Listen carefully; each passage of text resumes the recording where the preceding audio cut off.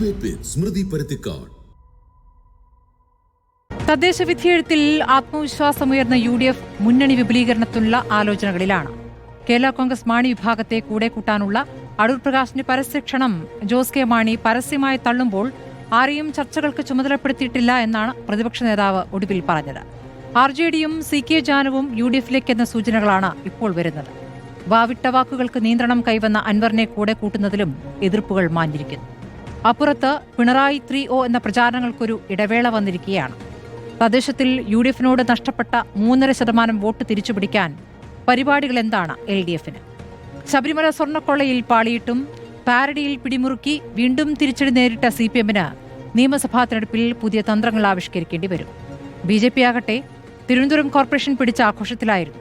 പക്ഷേ 25% പിടിക്കണമെന്ന അമിത്ഷായുടെ നിർദ്ദേശം പോയിട്ട് കഴിഞ്ഞ തെരഞ്ഞെടുപ്പുകളിൽ നേടിയതിൽ നിന്നൊക്കെ പിന്നോട്ടടിച്ച് 14.71% ക്ഷീണത്തിലാണിപ്പോൾ. ക്രിസ്ത്യൻ വിഭാഗങ്ങളിൽ നിന്നുള്ളവരെ പാർട്ടി സ്ഥാനങ്ങളിലിരുത്തി വോട്ട് പിടിക്കാനുള്ള ശ്രമങ്ങളും അമ്പേപ്പാളി. BJPക്കും നിയമസഭയിലേക്ക് പുതിയ തന്ത്രങ്ങൾ വേണം. നാളെ UDFും BJPയും യോഗം ചേരാനിരിക്കെ നിയമസഭാ തെരഞ്ഞെടുപ്പിലേക്ക് പാർട്ടികൾക്ക് എന്താ പരിപാടി എന്നതാണ് ചോദ്യം.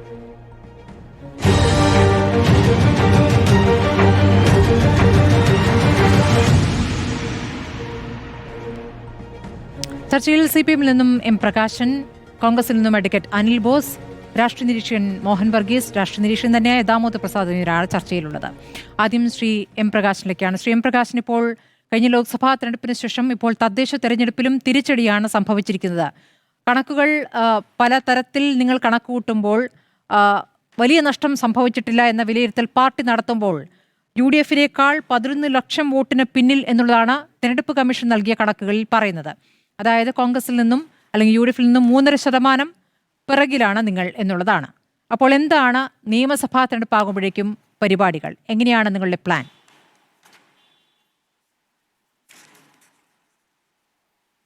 ഒന്ന്, ഈ തെരഞ്ഞെടുപ്പിൽ ഇടതുപക്ഷ ജനാധിപത്യ മുന്നണി വലിയ രൂപത്തിൽ പുറകോട്ട് പോയിരിക്കുന്നു എന്നുള്ള പ്രചാരവേല UDFിനും BJPക്കും വേണ്ടി മുഖ്യധാരാ മാധ്യമങ്ങൾ ഉൾപ്പെടെ നടത്തുകയാണ്. എന്നാൽ യഥാർത്ഥത്തിൽ പൊതുവായിട്ടുള്ള ഇപ്പോൾ നമ്മളൊരു തെരഞ്ഞെടുപ്പിനെ പരിശോധിക്കുന്നത് ഏറ്റവും ഒടുവിൽ നടന്നിരിക്കുന്ന ഒരു തെരഞ്ഞെടുപ്പുമായി താരതമ്യം ചെയ്തുകൊണ്ടാണല്ലോ. ഒടുവിലത്തെ തെരഞ്ഞെടുപ്പ് 2024 തെരഞ്ഞെടുപ്പാണ്. ആ തെരഞ്ഞെടുപ്പുമായിട്ട് താരതമ്യം ചെയ്യുമ്പോൾ ഇടതുപക്ഷ ജനാധിപത്യ മുന്നണി പുറകോട്ട് പോയിട്ടില്ല എന്ന് മാത്രമല്ല, വലിയ നിലക്ക് ഇടതുപക്ഷ ജനാധിപത്യ മുന്നണി മുന്നോട്ടേക്ക് വന്നിട്ടുണ്ട് എന്നുള്ളത് കാണാൻ വേണ്ടി കഴിയും. അതുപോലെ തന്നെ പാർട്ടി സംസ്ഥാന സെക്രട്ടറി വ്യക്തമാക്കിയതുപോലെ ഇടതുപക്ഷ ജനാധിപത്യ മുന്നണിയുടെ അടിത്തറ, ആ അടിത്തറക്ക് ഏതെങ്കിലും നിലയിലുള്ള കോട്ടം ഉണ്ടായതായിട്ട് ഈ തെരഞ്ഞെടുപ്പ് ഫലം ഒരു കാരണവശാലും ചൂണ്ടിക്കാട്ടുന്നില്ല. നിങ്ങളിപ്പോൾ 20-ലെ 24-ലെ അതാണല്ലോ ഏറ്റവും ഒടുവിലത്തെ തെരഞ്ഞെടുപ്പ്. ആ തെരഞ്ഞെടുപ്പിലെ നിയമസഭയിലും ലോക്സഭാ മണ്ഡലങ്ങളിലുമുള്ള LDFിൻ്റെ നിലയും ഇപ്പോഴുള്ള നിലയും പരിശോധിക്കുക. എത്രമാത്രം വലിയ രൂപത്തിൽ മെച്ചപ്പെട്ടിരിക്കുന്നു എന്നുള്ളത് കാണാൻ വേണ്ടി കഴിയും. ഇനി വോട്ടിൻ്റെ കാര്യമെടുത്ത് പരിശോധിച്ചാൽ 20-ൽ കിട്ടിയിരിക്കുന്ന വോട്ടുമായി താരതമ്യം ചെയ്യുമ്പോൾ 14 ലക്ഷത്തിലേറെ വോട്ട് LDFിന് അധികം കിട്ടിയെന്നുള്ള വസ്തുതയാണ്. 64 നിയമസഭാ മണ്ഡലങ്ങളിൽ LDF ഇപ്പോഴും മുന്നിലാണ്. നേരത്തെ 19-ലാണത്. പിന്നെ എന്തടിസ്ഥാനത്തിലാണ് ഇടതുപക്ഷ ജനാധിപത്യ മുന്നണി വലിയ രൂപത്തിൽ പിറകോട്ടടിച്ചിരിക്കുന്നു? ഇനി പുതിയ നിലക്കുള്ള എന്തെങ്കിലും മാർഗം കണ്ടെത്തണം എന്നെല്ലാം പറയുന്നത് തെരഞ്ഞെടുപ്പിന്റെ ആദ്യഘട്ടത്തിൽ BJPക്ക് എന്തോ വലിയ മുന്നേറ്റം ഉണ്ടാക്കാൻ വേണ്ടി കഴിഞ്ഞിരിക്കുന്നു. ശരി, ശ്രീ M പ്രകാശൻ, നിങ്ങൾക്ക് 5 കോർപ്പറേഷനുകൾ നിങ്ങൾ ഭരിച്ചിരുന്നപ്പോൾ നിങ്ങൾ അത് 1-ലേക്ക് ഒതുങ്ങി അല്ലേ? കോഴിക്കോടാണെങ്കിൽ കേവല ഭൂരിപക്ഷം തികഞ്ഞില്ല. 45 വർഷത്തെ ഇടതുഭരണം അവസാനിപ്പിച്ച തിരുവനന്തപുരം കോർപ്പറേഷൻ ഇപ്പോൾ BJP നേടിയിരിക്കുകയാണ്. 25 വർഷമായി ഇടതുപക്ഷം ഭരിച്ചിരുന്ന കൊല്ലം കോർപ്പറേഷൻ നിങ്ങൾക്ക് നഷ്ടപ്പെട്ടു. 4 ജില്ലാ പഞ്ചായത്തുകൾ നിങ്ങൾക്ക് നഷ്ടപ്പെട്ടു. 2020-ൽ 43 നഗരസഭകളിൽ നിങ്ങൾ വിജയിച്ചിരുന്നു, അത് 28-ലേക്ക് താണു. 2020-ൽ 514 പഞ്ചായത്തുകൾ നിങ്ങൾ വിജയിച്ചിരുന്ന സ്ഥാനത്ത് ഇക്കുറി അത് 340 കേരള കോൺഗ്രസ് M മുന്നണിയിൽ ഉണ്ടായിട്ടും കോട്ടയം, പത്തനംതിട്ട, ഇടുക്കി ജില്ലകളിൽ പ്രതീക്ഷിച്ച മുന്നേറ്റം നിങ്ങൾക്ക് ഇത്തവണ നേടാൻ സാധിച്ചിട്ടില്ല. 2020-ൽ 10,000-ന് മുകളിൽ വാർഡുകൾ ഉണ്ടായിരുന്ന LDF ഇത്തവണ 8,000-ൽ താഴെ വാർഡുകളിലേക്ക് ചുരുങ്ങി. ഇതാണ് തദ്ദേശ തെരഞ്ഞെടുപ്പിലെ കണക്ക്. ശ്രീ M പ്രകാശ്, നിങ്ങൾ എത്ര പറഞ്ഞാലും തദ്ദേശം നിങ്ങൾക്ക് എല്ലാ കാലത്തും നിങ്ങൾക്കൊപ്പം നിന്നിരുന്ന തദ്ദേശ തെരഞ്ഞെടുപ്പുകളാണ്. അതാണ് ഇത്തവണ പാളിയിരിക്കുന്നത്. അതാണ് നിങ്ങൾ ആളുകളെ തെറ്റിദ്ധരിപ്പിക്കാൻ ശ്രമിക്കുന്നതിൻ്റെ ഒരു പ്രധാനപ്പെട്ട തെളിവ്. ഇപ്പം ഞാൻ ചോദിക്കട്ടെ, 2020-ൽ മാത്രമല്ലല്ലോ ഈ പറയുന്ന തദ്ദേശ സ്ഥാപന തെരഞ്ഞെടുപ്പ് നടന്നിട്ടുള്ളത്. ഇപ്പോൾ 2010-ലെ തെരഞ്ഞെടുപ്പിനെ സംബന്ധിച്ച് നിങ്ങൾ എന്താ പറയാതിരിക്കുന്നത്? അന്ന് ഞങ്ങൾക്ക് 6 ജില്ലാ പഞ്ചായത്താണ്, ഇപ്പോൾ 7 ജില്ലാ പഞ്ചായത്തുണ്ട്. അന്ന് ബ്ലോക്ക് പഞ്ചായത്തുകൾ 59 ഇന്ന് 77. ഗ്രാമപഞ്ചായത്തുകൾ 360. ഇപ്പോൾ 70 എണ്ണം തുല്യമായിട്ട് പരിശോധിക്കുമ്പോൾ ഏതാണ്ട് 400-ലേറെ പഞ്ചായത്തുകൾ ഞങ്ങളുടെ കൂടെയാണ്. മുനിസിപ്പാലിറ്റി നേരത്തെ 17 ആയത് ഇപ്പോൾ 41. നിങ്ങൾക്കെന്താ ആ കണക്ക് ആശ്രയിക്കാൻ വേണ്ടി കഴിയാത്തത്? ചരിത്രത്തിൽ ഏറ്റവും വലിയ ഭൂരിപക്ഷം തദ്ദേശ സ്ഥാപനങ്ങൾ കിട്ടിയിരിക്കുന്നത് 2020 ഞങ്ങൾ വിസ്മരിക്കുന്നില്ല. അതുപോലെ 21 ഏറ്റവും കൂടുതൽ LDFന് പിന്തുണ കിട്ടിയിരിക്കുന്ന സീറ്റുകളുടെയും വോട്ടിൻ്റെയും കാര്യത്തിൽ ഉണ്ടായിരിക്കുന്ന ഒരു കാര്യം. ഞാൻ പറഞ്ഞത് 2024 നടന്ന ഏറ്റവും ഒടുവിലത്തെ തെരഞ്ഞെടുപ്പുമായി ബന്ധപ്പെട്ടുകൊണ്ടാണ്. നിങ്ങളിപ്പോൾ പറഞ്ഞല്ലോ തിരുവനന്തപുരം കോർപ്പറേഷൻ. ഞാൻ ചോദിക്കട്ടെ, തിരുവനന്തപുരം കോർപ്പറേഷനകത്ത് കഴിഞ്ഞ ലോക്സഭാ തെരഞ്ഞെടുപ്പിന്റെ സമയത്ത് ആരായിരുന്നു ഒന്നാമത്തെ കക്ഷി? നിങ്ങൾക്ക് അറിയാത്ത കാര്യമല്ലല്ലോ. ഒന്നാമത്തെ കക്ഷി BJP ആണ്, രണ്ടാമത്തെ കക്ഷി UDF ആണ്, മൂന്നാമത്തെ മുന്നണിയാണ് LDF. ഇപ്പോഴോ ഒന്നാമത്തെ മുന്നണിയാണ് LDF, മൂന്നാമത്തെ മുന്നണിയായിട്ട് ഈ പറയുന്ന BJP മാറിയിരിക്കുന്നു. അതുപോലെ BJPയെ സംബന്ധിച്ച് അവർക്കുണ്ടായിരിക്കുന്ന നഷ്ടം എത്രമാത്രം വലുതാണ്. അവരുടെ വോട്ടുകളിൽ ഇപ്പോൾ സമീപകാലത്താണല്ലോ 12 അതുപോലെ 15 ആയിട്ട് BJPയുടെ വോട്ട് മാറിയത്. അതിൽ നിന്ന് വോട്ട് അവർ പുറകോട്ടേക്ക് പോയിരിക്കുന്നു എന്നുള്ളത് ഒരു വസ്തുതയല്ലേ? പിന്നെ ഞാൻ പറഞ്ഞിരിക്കുന്നത് ഈ തെരഞ്ഞെടുപ്പ് കിട്ടിയിരിക്കുന്ന ആകെ വോട്ടുകളാണ്. കേരളത്തിലെ ജനങ്ങൾ എങ്ങനെ ചിന്തിക്കുന്നു എന്ന് പരിശോധിക്കേണ്ടത് തദ്ദേശ സ്ഥാപനങ്ങൾ ഓരോന്നിനും സീറ്റുകൾ മാത്രം വെച്ചുകൊണ്ടല്ലോ. ശരി, BJPയുടെ കുറയുമ്പോൾ അത് നിങ്ങളിലേക്ക് വന്നിട്ടുണ്ടോ എന്നൊരു ചോദ്യം കൂടി ഉണ്ടല്ലോ. BJPക്ക് അവിടെ നഷ്ടം സംഭവിക്കുമ്പോൾ അതിന്റെ നേട്ടം LDFന് ഉണ്ടായിട്ടുണ്ടോ? അല്ല, അതിന് നേട്ടം ഉണ്ടാകാതിരിക്കുന്നതിന് വേണ്ടിയാണല്ലോ BJPയും അതുപോലെ കോൺഗ്രസും തമ്മിൽ വലിയ ബാന്ധം ഉണ്ടായിരിക്കുന്നത്. ഇപ്പോൾ തിരുവനന്തപുരത്ത് BJP ജയിച്ചിരിക്കുന്ന സ്ഥലത്ത് 41 വാർഡുകളിൽ നിങ്ങൾ കാണാൻ വേണ്ടി കഴിയും അവിടെ കോൺഗ്രസ് 3-ാം സ്ഥാനത്താണ്. എങ്ങനെയാണ് ഉണ്ടായിരിക്കുന്നത്? അവിടെ മാത്രമല്ല, നിങ്ങൾക്കിപ്പോൾ പത്തനംതിട്ട, കോട്ടയം, അതുപോലെ തന്നെ മലപ്പുറം, ഇടുക്കി, ആലപ്പുഴ, ഞാൻ വിശദമായിട്ട് അതിലേക്ക് സംസാരിക്കാൻ അനുവദിക്കുമെങ്കിൽ ഓരോ സ്ഥലത്തും അവർ തമ്മിലുണ്ടാക്കിയ ബാന്ധവത്തിൽ വിശദാംശങ്ങൾ പറയാം. ഇപ്പോൾ തിരുവനന്തപുരം കോർപ്പറേഷൻ തന്നെ പരിശോധിക്കുമ്പോൾ നിങ്ങൾക്ക് കാണാൻ വേണ്ടി കഴിയുന്ന ചിത്രം എന്താ? ഏതാണ്ട് നിരവധി സീറ്റുകളിൽ അവരെ സംബന്ധിച്ച് BJP എന്ന് പറയുന്നത് ഇല്ലാത്ത വാർഡുകളുണ്ട്. അതുപോലെ തന്നെ വലിയ നിൽക്കിപ്പോൾ BJPയും ഏറ്റവും വലിയ ഒറ്റക്കക്ഷിയായിട്ട് അവിടെ CPM വന്നിരിക്കുന്നു എന്നുള്ളത് വസ്തുതയല്ലേ? നേരത്തെ ഉണ്ടായിരുന്ന നിലയിൽ നിന്ന് വലിയ മാറ്റമുണ്ടായെന്ന് മാത്രമല്ല, ഇപ്പോൾ 25 വാർഡിൽ തിരുവനന്തപുരത്ത് 1000-ൽ താഴെ വോട്ട് എങ്ങനെയാ കോൺഗ്രസ് കിട്ടിയിരിക്കുന്നത്? തിരുവനന്തപുരത്ത് 1000-ൽ താഴെ LDF 3-ാം സ്ഥാനത്ത് വന്ന സ്ഥലങ്ങളും ഉണ്ടല്ലോ. ആ കണക്കോ ഉണ്ടല്ലോ. ഞങ്ങൾ പുറകോട്ടേക്ക് വന്നിരിക്കുന്ന കാര്യം പുറകോട്ടേക്ക് വരുമ്പോൾ പക്ഷേ അവിടെ ഒത്തുകളില്ല. ഒന്നാമത്തെ കക്ഷി ഞങ്ങളല്ല. അവർ പുറകോട്ടേക്ക് വരുമ്പോൾ ഒത്തുകളി അതെങ്ങനെയാണ് ശരിയാവുക? ഞങ്ങള് അല്ല, അതെങ്ങനെയാണ്? അല്ല, നിങ്ങൾക്ക് മറ്റേ സ്ഥാപിക്കാൻ താല്പര്യം ഉണ്ടാവും. കോൺഗ്രസും താഴെ വരുന്നിടത്ത് ഒത്തുകളിയില്ല. അതായത് 3-ാം സ്ഥാനത്ത് വരുന്നിടത്ത്. അതേസമയം കോൺഗ്രസ് 3-ാം സ്ഥാനത്ത് 1000-ൽ താഴെ വരുമ്പോൾ അത് ഒത്തുകളിയാണെന്ന് പറഞ്ഞു. അതെങ്ങനെയാണ് ശരിയാവുന്നത്? അതൊന്ന് വിശദീകരിക്കാമോ? അല്ല, കോൺഗ്രസിന്റെയും BJPയുടെയും വോട്ട് മാത്രമല്ല നോക്കേണ്ടത്. കോൺഗ്രസും BJPയും മത്സരിച്ചിട്ട് ഒന്നിച്ചിട്ട് നിന്നതിന്റെ തെളിവാണ് ഞാൻ പറയുന്നത്. 41 വാർഡിൽ കോൺഗ്രസ് 3-ാമതാണ്. BJP ജയിച്ച വാർഡുകളിൽ അതിലാണ് 25 വാർഡിൽ, മറ്റെവിടെയെങ്കിലും അല്ല. ഈ പറഞ്ഞ 41 വാർഡിൽ അല്ല, ഞാൻ നിങ്ങൾ പറഞ്ഞതിന് ഉത്തരം പറയട്ടെ. അല്ല, സ്മൃതി വായിൽ കയറി പറയാം. നിങ്ങൾക്ക് ചിലത് സ്ഥാപിക്കാൻ താല്പര്യമുണ്ട് എന്നുള്ളത് എല്ലാവർക്കും അറിയുന്നതാണ്. ഞാൻ പറഞ്ഞു 41 വാർഡിൽ 25, ആ 41-ലാണ് 25 വാർഡിൽ 1000 താഴെ വോട്ട്. അതിൽ തന്നെയാണ് 4 വാർഡിൽ 400 താഴെ വോട്ട്. 2000 വോട്ട് 2500 വോട്ട് കിട്ടിയ സ്ഥലത്ത് ഇങ്ങനെ 400 താഴെ വോട്ടാവുന്നത്? ശരി, അപ്പോൾ ഞാൻ ചോദിക്കുന്നത് കോർപ്പറേഷനിൽ 10-ൽ നിന്നും 18 ആക്കിയ കോൺഗ്രസ് പ്രത്യേകിച്ച് ഒന്നും ചെയ്തിട്ടല്ല, പരമാവധി ഒത്തുകളിക്കാനാണ് നോക്കിയത്. 10-ൽ നിന്ന് 18 എന്നുള്ള കണക്കിലേക്ക് എത്തിയത് ഒരു കണക്കായിട്ട് കാണുകയും ചെയ്യുന്നില്ല. അപ്പോൾ പിന്നെ നിയമസഭാ തെരഞ്ഞെടുപ്പാകുമ്പോഴേക്കും പ്രത്യേകിച്ച് പരിപാടികൾക്ക് ആവശ്യമില്ലല്ലോ. നിങ്ങൾ മുന്നിൽ തന്നെ നിൽക്കുന്ന നിലയ്ക്ക് കണക്കുകൾ ശരിയാകുമ്പോൾ. ഞാൻ കോൺഗ്രസ് പ്രതിനിധിയിലേക്ക് പോവുകയാണ്. അഡ്വക്കേറ്റ് അനിൽ ബോസ്, നിങ്ങളിപ്പോൾ തദ്ദേശ തെരഞ്ഞെടുപ്പിൽ വലിയ നേട്ടമുണ്ടാക്കി എന്ന് പറയുമ്പോഴും കണക്കുകൾ ഉദ്ധരിച്ചുകൊണ്ട്, വേറെ ചില കണക്കുകൾ ഉദ്ധരിച്ചുകൊണ്ടാണ് CPM അതിനെ ഖണ്ഡിക്കുന്നത്. നിയമസഭാ തെരഞ്ഞെടുപ്പിൽ അപ്പോൾ പരിപാടികൾ വേണ്ടത് യഥാർത്ഥത്തിൽ നിങ്ങൾക്കാണ്. അപ്പോൾ നിങ്ങളുടെ പരിപാടി എന്താണ്?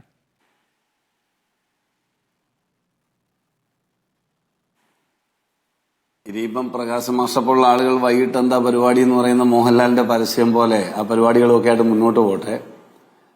ഞങ്ങൾക്ക് വിരോധമില്ല. അവർ ഈ നിലപാടിൽ തന്നെ ഉറച്ചു നിൽക്കണം. ജനങ്ങളെ മുഴുവൻ എത്രത്തോളം ആക്ഷേപിക്കാമോ, അപഹസിക്കാമോ, അവരുടെ ചിന്തകളെ, അവരുടെ വോട്ടിനെ കളിയാക്കാമോ, ആ നില അവർ തുടരട്ടെ. അപ്പം അങ്ങനെ തന്നെ പോണം അവർ. ഇവിടെ അദ്ദേഹം പറഞ്ഞു 2010-ലെ കണക്കുകളുമായി ബന്ധപ്പെട്ട് അദ്ദേഹം ഇവിടെ സംസാരിക്കുകയുണ്ടായി. 2010-ലെ ഞങ്ങളുടെ മുന്നണിയുടെ സ്ഥിതി എന്തായിരുന്നു അറിയാമോ സ്മൃതിക്ക്? 2010-ൽ ഞങ്ങൾ മത്സരിക്കുമ്പോൾ ഞങ്ങളോടൊപ്പം ഗൗരിയമ്മ ഞങ്ങളോടൊപ്പമായിരുന്നു, ഗൗരിയമ്മയുടെ പാർട്ടി.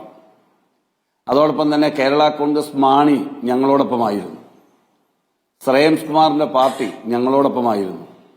അപ്പൊ ആ മുന്നണി സംവിധാനം എന്ന നിലയിൽ ഞങ്ങൾ മത്സരിച്ചാണ് അന്ന് നിന്നതെങ്കിൽ ഇന്നത്തെ ജയവുമായി തുലനം ചെയ്തു നോക്കുമ്പോൾ ഞങ്ങൾക്ക് കൂടുതൽ അഭിമാനം തോന്നുന്നത് അവരാരും ഇന്ന് ഞങ്ങളുടെ മുന്നണിയിലില്ല. അവരെല്ലാം CPM-നൊപ്പം ചേർന്നു. അതിനുശേഷം ആർജിച്ച ഈ വിജയം എന്ന് പറയുന്നത് ചെറുതായി ഞങ്ങൾക്ക് കാണാൻ കഴിയുമോ? കേരള കോൺഗ്രസും ഗൗരിയമ്മയും മറ്റ് സംവിധാനങ്ങളെല്ലാം ഞങ്ങളെ വിട്ടുപോയതിനു ശേഷം 2010-നേക്കാൾ ഉജ്ജ്വല വിജയം ഞങ്ങൾക്ക് നേടുമ്പോൾ ആ ജനഹിതത്തെ ഞങ്ങൾ മാനിക്കുന്നു. ഞങ്ങൾ വോട്ട് ചെയ്ത ജനങ്ങളോട് നന്ദിയുള്ളവരാണ്. ഞങ്ങളിൽ അവർക്ക് പ്രതീക്ഷയുണ്ട്. കാരണം കഴിഞ്ഞ 9.5 വർഷക്കാലം പിന്നിടുന്ന കേരളത്തിലെ ഗവൺമെന്റിന്റെ ജനദ്രോഹ നയങ്ങൾ സഹിക്കാൻ കഴിയാത്തതുകൊണ്ടാണ് മഹാഭൂരിപക്ഷം ആളുകൾ ഞങ്ങൾ വോട്ട് ചെയ്തത് എന്ന് ഞങ്ങൾക്കറിയാം. അത് ഐക്യ ജനാധിപത്യ മുന്നണി മാത്രമല്ല, മാർക്സിസ്റ്റ് പാർട്ടിയുടെ കൊള്ള സഹിക്കാൻ കഴിയാത്ത പ്രത്യയശാസ്ത്ര രാഷ്ട്രീയത്തെ വിശ്വസിക്കുന്ന വലിയൊരു ഭാഗം മാർക്സിസ്റ്റുകാരും ഇടതുപക്ഷക്കാരും ഞങ്ങൾ വോട്ട് ചെയ്തിട്ടുണ്ട്. ഞങ്ങൾ അവരെ പബ്ലിക് പ്ലാറ്റ്ഫോമിൽ സല്യൂട്ട് ചെയ്യുന്നു. ആ വിശ്വാസം, പ്രതീക്ഷ, ഒരു തിരുത്തലുണ്ടാവണം, നല്ലൊരു ഭരണം ഉണ്ടാകണം. ഉമ്മൻചാണ്ടി സാറിന്റെ കാലത്ത് നടപ്പിലാക്കിയതുപോലെയുള്ള ക്ഷേമ പ്രവർത്തനങ്ങൾ നടപ്പിലാക്കാനും ജനങ്ങളെ ചേർത്ത് പിടിക്കാനും അവരെ മാനിക്കാനും കഴിയുന്ന വോട്ടർമാർ എന്നുള്ള നിലയിൽ മാത്രമല്ല, ഒരു വ്യക്തി എന്നുള്ള നിലയിൽ, ഒരു മനുഷ്യൻ എന്നുള്ള നിലയിൽ ആ മാനവ സമൂഹത്തെ സ്നേഹിക്കുന്ന ഒരു ഗവൺമെന്റ് ഉണ്ടാകണം. ആ ഗവൺമെന്റ് ഉണ്ടാക്കാൻ വേണ്ടി ഞങ്ങൾക്ക് തന്നിട്ടുള്ള ഈ മാൻഡേറ്റ് വളരെ പോസിറ്റീവായി കണ്ടുകൊണ്ട് ഞങ്ങൾക്ക് എവിടെയെങ്കിലും ഇനി പാളിച്ചയുണ്ടോ അതുകൂടി പരിശോധിച്ച് ഞങ്ങൾ തിരുത്തേണ്ടത് തിരുത്തി മുന്നോട്ട് പോകും. അവർ ജയിച്ചിരിക്കുന്നത് കൊണ്ട് അവർക്ക് തിരുത്താനൊന്നുമില്ല. ഞങ്ങൾക്ക് ജയിച്ചപ്പോഴും ചിലതൊക്കെ തിരുത്താനുണ്ട് എന്ന് ഞങ്ങൾക്കറിയാം. അത് തിരുത്തി ഞങ്ങൾ മുന്നോട്ട് പോകും. ആ കാര്യത്തിൽ ഒരു തർക്കവും വേണ്ട. ശ്രീ അനിൽ ബോസ്, പക്ഷേ നിങ്ങൾ ജയിച്ചതിന്റെ പിറ്റേ ദിവസം തന്നെ മുന്നണി വിപുലീകരണവുമായി ബന്ധപ്പെട്ട ചില പ്രതികരണങ്ങൾ വളരെ പെട്ടെന്ന് തന്നെ നടത്തുകയുണ്ട്. പ്രത്യേകിച്ച് അടൂർ പ്രകാശിൽ നിന്നാണ് ആ പ്രതികരണം വന്നത്. കേരള കോൺഗ്രസും വരും, ഇങ്ങോട്ടേക്ക് തന്നെ വരും. കേരള കോൺഗ്രസ് മാണി വിഭാഗം നേരത്തെ അദ്ദേഹം നടത്തിയ ചർച്ചകളടക്കം പറഞ്ഞുകൊണ്ടാണ് അദ്ദേഹം പറഞ്ഞത്. പക്ഷേ ജോസ് കെ മാണി പരസ്യമായി തന്നെ തള്ളുകയും പിന്നീട് മുഖ്യമന്ത്രിക്ക് ക്രിസ്മസ് വിരുന്നിൽ അങ്ങോട്ട് പോയി ഞങ്ങൾ എങ്ങോട്ടും പോകുന്നില്ല എന്ന് ഉറപ്പ് കൊടുക്കുകയും ചെയ്തു. അപ്പോൾ നാണം കെട്ടോ ആ തിരിച്ചു വിളിക്കലിൽ? ഇതൊക്കെ കക്ഷി രാഷ്ട്രീയത്തിലും മുന്നണി രാഷ്ട്രീയത്തിലും ഓരോ സമയത്ത് പാർട്ടി നേതാക്കളും മുന്നണി നേതാക്കളും ഒക്കെ അഭിപ്രായ പ്രകടനങ്ങൾ നടത്തും. അഭിപ്രായങ്ങൾ ഇരുമ്പോലൊക്കെ ഒന്നും അല്ലല്ലോ സ്മൃതി. ഇതേ മാണി ഗ്രൂപ്പ് അവരുടെ കൂട്ടത്തിൽ പോകുമെന്ന് നമ്മൾ കരുതിയോ? കോഴ മാണി എന്ന് വിളിച്ച് ആക്ഷേപിച്ചപ്പോൾ ഒരു ഉളുപ്പുമില്ലാതെ അങ്ങോട്ട് പോകാൻ അവർക്കൊരു മടിയും തോന്നിയില്ലല്ലോ. ഇത് രാഷ്ട്രീയമാണ്. MP വീരേന്ദ്രകുമാറിന്റെ പാർട്ടി LDF-ൽ നിന്ന് UDF-ലേക്ക് ചവിട്ടി പുറത്താക്കി വന്നതല്ലേ? ഞങ്ങൾ സംരക്ഷിച്ചില്ലേ? ഞങ്ങൾ നിർത്തി ജയിപ്പിച്ചില്ലേ? അതിനുശേഷം പോയില്ലേ അവര്? അപ്പൊ മുന്നണി രാഷ്ട്രീയത്തിൽ ഇന്നലെ പറയുന്ന കാര്യങ്ങളിൽ ഇന്ന് പറയുന്നത് നാളെ ഉറച്ചു നിൽക്കുമെന്നൊന്നും ആരും വിചാരിക്കേണ്ട. അതൊക്കെ വരട്ടെ. ചില സ്ട്രാറ്റജിക്കൽ നടപടികളുടെ ഭാഗമായിട്ട് മാറ്റകേറ്റങ്ങൾ വരാതിരിക്കാം. അതൊക്കെ നമുക്ക് കാലം തെളിയിക്കേണ്ട കാര്യമാണ്. രാഷ്ട്രീയത്തിൽ ഒന്നും അവസാന വാക്കല്ലല്ലോ. ഏത് വാക്കും എപ്പോ വേണമെങ്കിലും രാഷ്ട്രീയ നേതാക്കൾക്ക് മാറ്റി പറയാൻ കഴിയുമെന്നുള്ളതിന്റെ ഏറ്റവും ഉദാഹരണമല്ലേ, ജീവിച്ചിരിക്കുന്ന ഉദാഹരണമല്ലേ ജോസ് കെ മാണി അല്ലേ? സ്വന്തം പിതാവിനെ കള്ളനായി ബഡ്ജറ്റ് അവതരിപ്പിക്കാൻ അവസരം കൊടുക്കാതെ ആ ബഡ്ജറ്റ് സമ്മേളന വേളയിൽ ആ നിയമസഭാ മന്ദിരം തല്ലി തകർത്ത് ജനാധിപത്യത്തിന്റെ ശ്രീകോവിലെന്ന് വിശേഷിപ്പിക്കുന്ന ഇടങ്ങളെ മലീനസമാക്കി മാറ്റിയ ആളുകൾക്ക് കൈകൊടുക്കാൻ മടിയുണ്ടായില്ലല്ലോ. അപ്പൊ രാഷ്ട്രീയം അങ്ങനെയാണ്. ചില സമയത്ത് പാർട്ടികൾ, മുന്നണികൾ, അതിലൊക്കെ ചില മാറ്റകേറ്റങ്ങളൊക്കെ വരും. അത് വരട്ടെ. ഞാൻ മറ്റൊന്ന് ചോദിക്കാൻ ആഗ്രഹിക്കുന്നത്, ഇവിടെ BJP-യുമായി ഞങ്ങൾക്ക് സഖ്യം. എന്റെ ചോദ്യം, കോട്ടയ്ക്കൽ CPM-ന് ഔദ്യോഗിക സ്ഥാനാർത്ഥി ഉണ്ടായിരുന്നല്ലോ, ഒരു വാർഡിൽ ഉണ്ടായിരുന്നല്ലോ. പ്രകാശ് മാസ്റ്റർ മറുപടി പറയട്ടെ. സ്ഥാനാർത്ഥിയുടെ വോട്ടുണ്ടായിരുന്നോ ചുറ്റികരുവാൾ നക്ഷത്രത്തിൽ? മത്സരിക്കുന്ന സ്ഥാനാർത്ഥിക്ക് എന്തായാലും ഒരു വോട്ടം ഉണ്ടാവണമല്ലോ. നിർദ്ദേശിക്കുന്ന ആൾക്കും പിന്തുണയ്ക്കുന്ന ആൾക്കും വോട്ട് ഉണ്ടാവണമല്ലോ. 3 വോട്ട് ഉണ്ടാവണമല്ലോ. ആ വോട്ട് പോലും ഇല്ലായിരുന്നു എന്ന് പരസ്യമായി CPM-ന്റെ പ്രവർത്തകൻ പറയുകയാണ്. എന്റെ വോട്ടാണ് സ്ഥാനാർത്ഥിക്ക് ഉണ്ടായിരുന്ന ഏക വോട്ട്, ബാക്കിയെല്ലാം വെൽഫെയർ പാർട്ടിക്കാ പോയെന്ന് കോട്ടയ്ക്കൽ ഉദാഹരണമായി നിൽക്കുമ്പോഴാണ് ഇവിടെ വന്നിരുന്നതിന്റെ യാതൊരു ഉളുപ്പുമില്ലാതെ പ്രകാശ് മാസ്റ്റർ BJP ബാന്ധവം ആരോപിക്കുന്നത്. BJP ബാന്ധവം കേരളം കണ്ടുകൊണ്ടിരിക്കുകയാണ്, ഇന്ത്യ കണ്ടുകൊണ്ടിരിക്കുകയാണ്. ജോൺ ബ്രിട്ടാസിലൂടെ പറഞ്ഞു മനസ്സിലായില്ലേ? കേന്ദ്ര സർക്കാരും സംഘപരിവാർ ശക്തികളുമായിട്ട് ഉണ്ടാക്കുന്ന ഒത്തുതീർപ്പുകളുടെ പാലമായി ജോൺ ബ്രിട്ടാസ് നിൽക്കുന്ന നടപടികളിലൂടെ നമ്മൾ കണ്ടുകൊണ്ടിരിക്കുകയാണ്.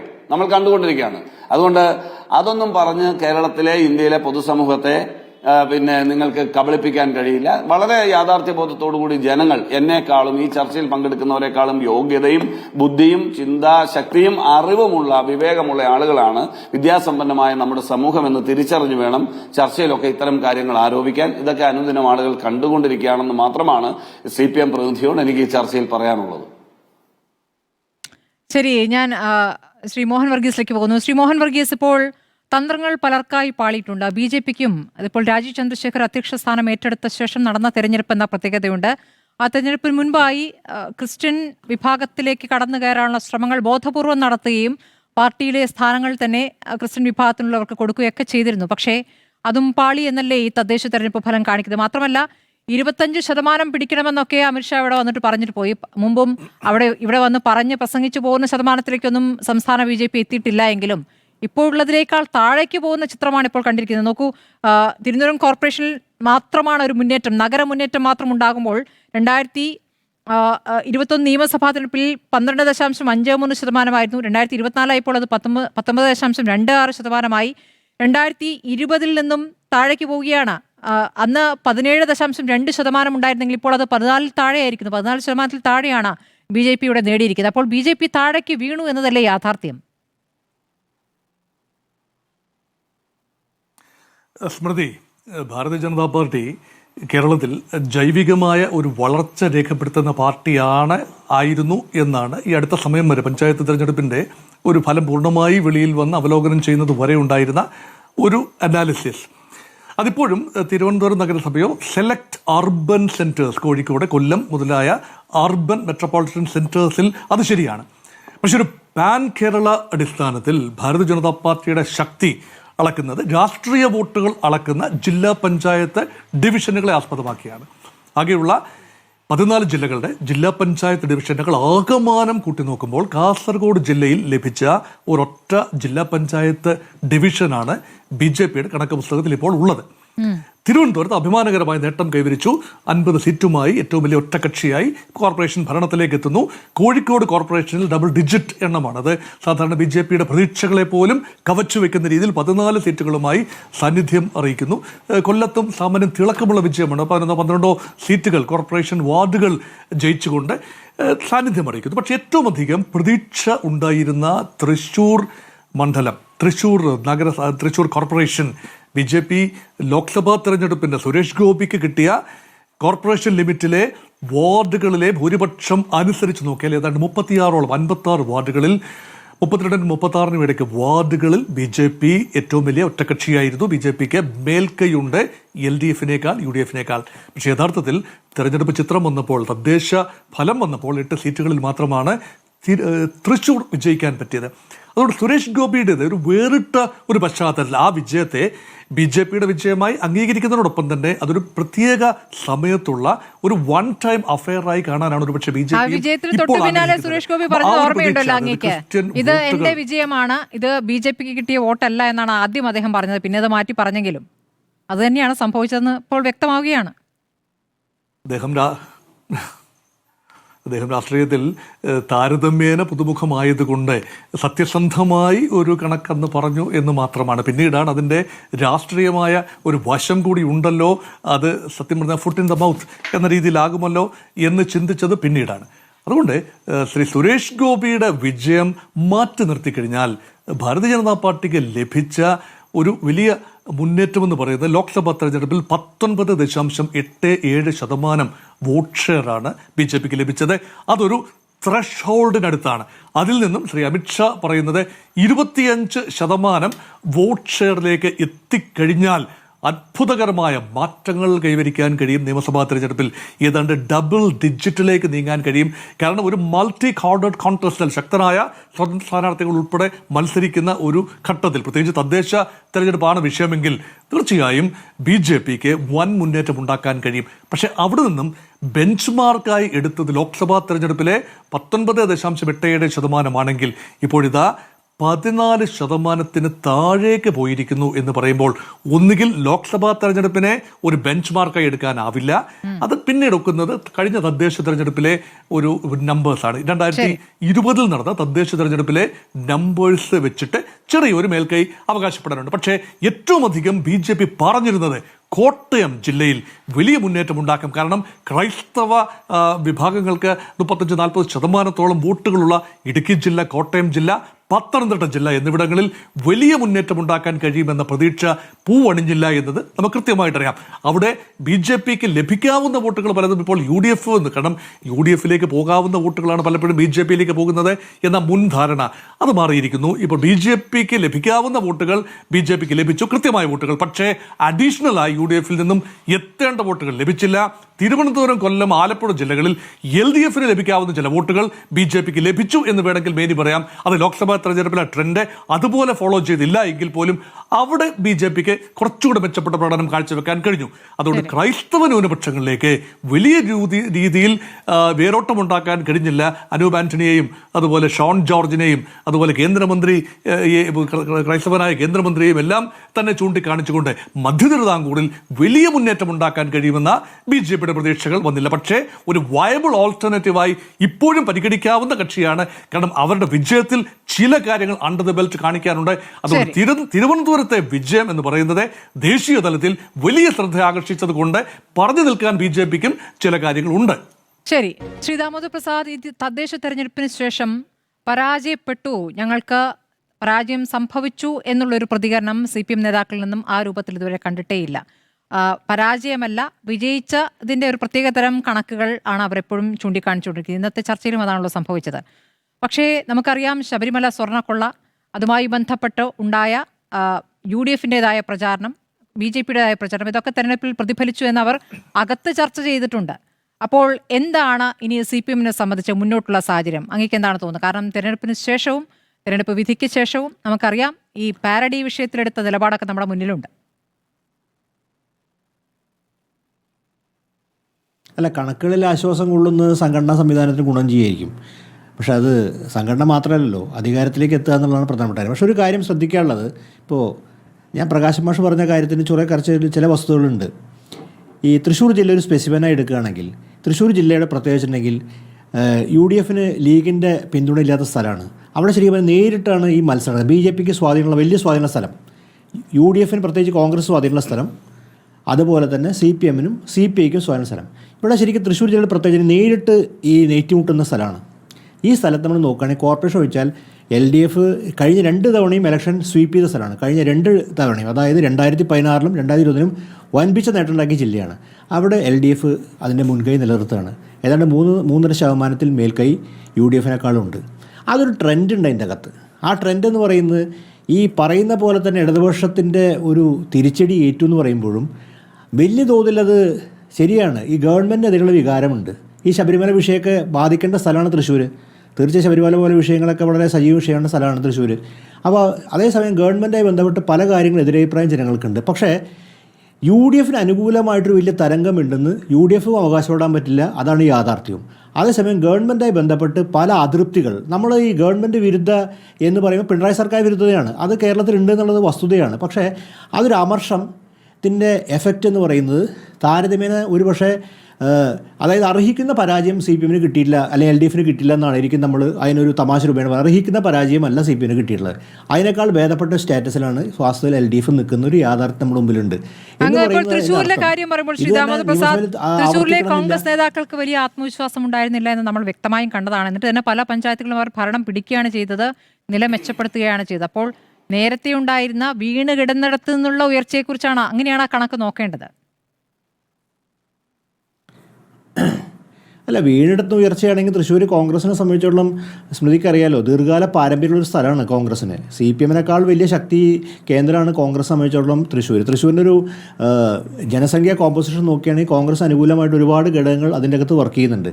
എന്നിട്ടും എന്തുകൊണ്ടുണ്ടെങ്കിൽ തീർച്ചയായിട്ടും BJDS ഒക്കെ ഈ പ്രാവശ്യം എനിക്ക് തോന്നുന്നത് തൃശ്ശൂർ കഴിഞ്ഞ 2 നിയമസഭാ തെരഞ്ഞെടുപ്പിലാണെങ്കിലും ഈ തെരഞ്ഞെടുപ്പിലാണെങ്കിലും BJPനും സഹായിച്ചിട്ടില്ല എന്നാണ് വളരെ വ്യക്തം. അതിൻ്റെ അകത്ത് അത്തരം വോട്ടുകളൊക്കെ ഇടതുപക്ഷത്തിന് തന്നെ ഇടതുപക്ഷ ആധിപത്യം കാണിച്ചിട്ടുണ്ടെന്ന് തന്നെയാണ് നമുക്ക് പലതരത്തിലും മനസ്സിലാക്കാൻ സാധിക്കുന്നത്. അപ്പോൾ ആ നിലയിൽ നോക്കുകയാണെങ്കിൽ ഇവിടെ പ്രധാനപ്പെട്ട കാര്യം, പക്ഷേ ഇതൊരു ആത്മവിശ്വാസ തലത്തേക്ക് പോകുന്നതിനേക്കാൾ ഉപരിയായിട്ട് CPM സംബന്ധിച്ചോളം നിലനിൽക്കാൻ പോകുന്നത് നിയമസഭയിൽ ഇത് ആവർത്തിക്കില്ല. പക്ഷേ അതേസമയം തന്നെ നമ്മൾ നോക്കുമ്പോൾ CPMന് ശക്തി ദുർഗങ്ങൾ, അപ്പോൾ നമ്മൾ തൃശ്ശൂർ ഇങ്ങനെയാണ് സ്ഥിതി.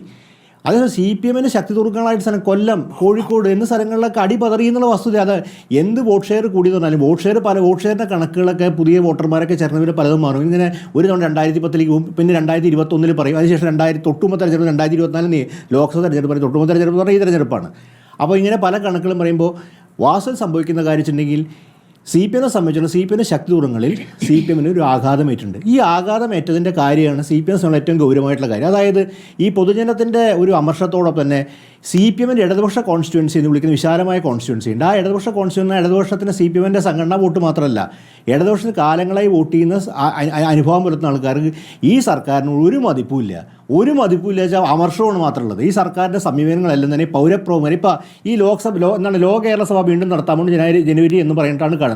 ഇതിനോടൊന്ന് ഇടതുപക്ഷത്തിൻ്റെ വലിയൊരു കോൺസ്റ്റിറ്റ്യുവൻസി അവർക്ക് ഈ സർക്കാരിൻ്റെ പ്രയോറിറ്റികളെക്കുറിച്ച് പരിപൂർണമായിട്ട് എതിരഭിപ്രായമുണ്ട്. ഈ പൗരപ്രമുഖന്മാരെ വാഴ്ത്തിപ്പാടുന്നതിനെക്കുറിച്ച് ഒരു വളരെ മോശം സമീപനമാണുള്ളത്. അതുപോലെ തന്നെ CPM ഈ കഴിഞ്ഞ പ്രത്യേക സെക്കൻഡ് ടൈമിൽ ഇവർ മാൻഡേറ്റ് എന്ന് പറഞ്ഞ് കാണിച്ചു കൂട്ടുന്ന പ്രയോറിറ്റികളൊക്കെ തന്നെ അവസാനത്തെ ഈ അതിദാരിദ്ര്യം ഒഴിവാക്കിയാൽ പലതും ഈ ഇടതുപക്ഷത്തിൻ്റെ വലിയ കോൺസ്റ്റിറ്റ്യുവൻസിനും ഒരു തരത്തിലും സ്വീകാര്യമല്ല, തൃപ്തികരവുമല്ല. ഇതൊരു യാഥാർത്ഥ്യം. ഇനി പ്രകാശൻ മാഷ് എന്തൊക്കെ നിശ്ചയിച്ചാലും ആ വസ്തുതയോടെ നിൽക്കേണ്ട അതിൻ്റെ ഒരു ഇമ്പാക്റ്റ് തൊഴിലാളികളും ഇടത്തരക്കാരും അതുപോലെ പ്രൊഫഷണൽസൊക്കെ വോട്ട് ചെയ്യുകയാണ്. ഇത് പറയും ഈ കോൺസ്റ്റിറ്റ്യുവൻസി ആകെ ഉള്ളിൽ വലിയ അമർഷം നിൽക്കുന്നുണ്ട്. ഈ അമർഷത്തിന് കാരണം സംഘടനാ നേതൃത്വം, CPM സംഘടനാ നേതൃത്വത്തിൻ്റെ കമ്മ്യൂണിക്കേഷൻ സ്ട്രാറ്റജി പരിപൂർണ്ണ പരാജയമാണ്. ടെലിവിഷൻ ചാനൽ ഒരു കഷം ആലോചിക്കുമ്പോൾ ഈ ടെലിവിഷൻ ചാനലിൽ വന്ന് ഈ പ്രതിപക്ഷത്തിലുള്ള ആൾക്കാരെ ഉൾപ്പെടെ ആങ്കർമാർ അധിക്ഷേപിക്കുന്ന വർത്താനം ഉൾപ്പെടെ ഈ പ്രേക്ഷകർ സ്വീകരിക്കുന്നില്ല. നിങ്ങൾ ഈ ചർച്ച നോക്കിയാൽ പലപ്പോഴും ടെലിവിഷൻ ചർച്ചകൾ ഈ CPM പ്രതിപക്ഷത്തിരിക്കുമ്പോൾ ടെലിവിഷൻ ചർച്ചകൾ വ്യത്യസ്തമാണ്. ആ സമയത്ത് ഗവൺമെൻറ് സംസാരിക്കുമ്പോൾ സ്വീകാര്യം കിട്ടും. പക്ഷേ ഭരണത്തിരിക്കുമ്പോൾ കാണിക്കേണ്ട സഹിഷ്ണുതയും വിനയവും കാണിക്കാത്തതുകൊണ്ട് ഈ പ്രേക്ഷക സമൂഹം നിങ്ങൾക്കെതിരെ വോട്ട് ചെയ്യാണ്. നിങ്ങളോട് അമർഷം കാണിക്കുക CPM കാര്യം. അത് ഞാൻ പ്രകാശമാഷ കാര്യമല്ല പറയുന്നത് കേട്ടോ. നിങ്ങൾ നോക്കിയാൽ മറ്റു ചാനലിൽ ഈ പല പ്രവൃത്തികളെയും കാണാം. ആ അമർഷത്തോടെ, പുച്ഛത്തോടെ, വെറുപ്പോടെ, വിദ്വേഷത്തോടെ സംസാരിക്കുള്ളൂ. ആ എല്ലാവരും നിശ്ചിതമായി ആക്രമിക്കുക. എന്തിനു വേണ്ടി? നിങ്ങൾ പുതിയ AK സെൻട്രലിലേക്ക് നേതാക്കളെല്ലാം കൺവിൻസ് ചെയ്യേണ്ടത്. ഇത് കാണുന്ന പ്രേക്ഷക സമൂഹത്തിൽ ഒരുപാട് പേരുണ്ട്. അവരെയാണ് നിങ്ങൾ കൺവിൻസ് ചെയ്യേണ്ടത്. നിങ്ങളുടെ രാഷ്ട്രീയം ശരിയാണെന്നും അത് ഇങ്ങനെയാണെന്നും അതിൽ ഇന്ന തിരുത്തൽ വരുത്തേണ്ടതുണ്ടെന്ന് കൺവിൻസ് ചെയ്യണ്ടല്ല. അവിടെ ഇരിക്കുന്ന കുറേ നേതാക്കളല്ല, അവരുടെ നേതാക്കൾ നിങ്ങൾക്ക് തന്നെയല്ലേ വോട്ട് ചെയ്യുക. അപ്പോൾ ആ ഒരു പ്രശ്നം കൂടി നമ്മൾ ഗൗരവമായി കാണണം. അപ്പോൾ ഇതിൻ്റെ അകത്ത് വെച്ചിട്ടുണ്ടെങ്കിൽ ഞാൻ പറയും, ഇതൊരു വലിയൊരു സമൂഹത്തിനെ സംബന്ധിച്ചോളം ഈ ഒരു ഛിദ്രാവസ്ഥ CPM ബന്ധപ്പെട്ട് നിലനിൽക്കുന്നുണ്ട്.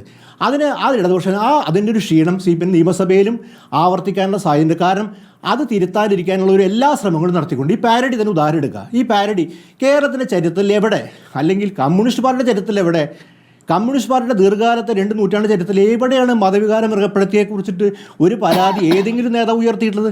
ജില്ലാ സെക്രട്ടറിയല്ലേ ഉയർത്തിയത്? ഒരു സാധാരണ ആളല്ലോ. അപ്പോൾ ഇതുപോലുള്ള അസംബന്ധങ്ങളും വിവരക്കേടുകളും വീണ്ടും ആവർത്തിക്കുക. അതൊക്കെ ജനങ്ങളെ കൺവിൻസ് ചെയ്യുന്നുണ്ട്. അതിൻ്റെ പുറത്ത് വലിയ എന്തോ ശക്തമായ നിലപാടെടുത്തെന്ന് പറയാം. ഞങ്ങൾ നിലപാട് സ്വീകരിച്ചു എന്ന് പറയാം. ഇതാണ് നിലപാട്. എന്ത് നിലപാട് സ്വീകരിക്കലാണത്? ഇതൊന്നും ആൾക്കാർക്ക് സ്വീകാര്യമായിട്ടുള്ള കാര്യമല്ല. ഇതൊരു യാഥാർത്ഥ്യം നമ്മുടെ മുമ്പിൽ നിലനിൽക്കുന്നുണ്ട്. അതായത് ഇടതുപക്ഷം അതിൻ്റെ പ്രയോറിറ്റികളിൽ നിന്ന് പിന്മാറുകയും ഇടതുപക്ഷം അതിൻ്റെ രാഷ്ട്രീയ ലക്ഷ്യങ്ങളിൽ നിന്ന് മാറി പോവുകയും മറ്റു ഇതൊക്കെ അസഹിഷ്ണുത, പ്രധാനമായിട്ടൊരു കാര്യം അസഹിഷ്ണുതയാണ്.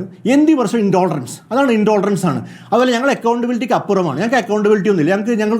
ഞങ്ങളാണ് ഇത് ഞങ്ങൾക്ക് ആധികാരികമാണ് എല്ലാ കാര്യങ്ങളും. ഇതൊന്നും ആരംഗീകരിക്കണം ഈ കാലത്ത്, പ്രത്യേകിച്ച് ഇന്ന് സോഷ്യൽ മീഡിയയിൽ. ഇപ്പോൾ നമ്മൾ കമ്മ്യൂണിസ്റ്റ് പാർട്ടി രാഷ്ട്രീയ പ്രവർത്തനം നടത്തുന്ന 30കളൊന്നും അല്ലല്ലോ ഇത് 2026 വളരെ പലതരത്തിലുള്ള ഡാറ്റകൾ കിട്ടാവുന്ന ട്രാൻസ്പാരൻ്റ് ആയിട്ട് സോഷ്യൽ മീഡിയ കമ്മ്യൂണിക്കേഷൻ്റെ കാലത്ത് ചർച്ചകളൊക്കെ ഇനി സോഷ്യൽ മീഡിയ ചർച്ചകൾ വഴിതിരിച്ചു വിട്ടാൻ ശ്രമിച്ചാലും ആൾക്കാർക്ക് വിവേചന ബുദ്ധിയുണ്ട്. ആ വിവേചന ബുദ്ധിയുടെ ആൾക്കാർ പോയി വോട്ട് ചെയ്യുക. അപ്പോൾ ഇതൊക്കെ മനസ്സിലാക്കുന്ന ഒരു രാഷ്ട്രീയ സംവിധാനമായിരിക്കും.